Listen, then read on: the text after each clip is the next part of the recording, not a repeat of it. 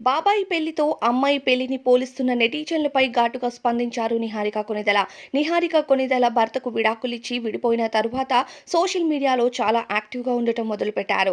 దానితో పాటుగా ప్రొడ్యూసర్గా మారి కొన్ని సినిమాలను ప్రొడ్యూస్ చేస్తూ చాలా బిజీగా మారారని చెప్పాలి. ప్రొడ్యూసర్గా మంచి సక్సెస్ని అందుకుంటున్నారు. ఇకపోతే బాబాయి పెళ్లిలానే అమ్మాయి పెళ్లిళ్లు కూడా వరుసగా జరుగుతాయా అంటూ కామెంట్స్ వినిపిస్తున్నాయి. నిహారిక కొణిదెల ఈ మధ్య కమిటీ కుర్రోళ్ళు అనే సినిమాకు ప్రొడ్యూసర్గా నిర్వహించి ఎంతో మంచి సక్సెస్ ని కూడా అందుకొని కొన్ని అవార్డ్స్ ని కూడా సొంతం చేసుకుంది. అయితే తాజాగా తాను రెండవ సినిమాకి ప్రొడ్యూసర్ గా వర్క్ చేస్తున్నట్టుగా పూజా కార్యక్రమాలకి సంబంధించినవి కూడా కొన్ని సోషల్ మీడియాలో నిన్న వైరల్ అయ్యాయి.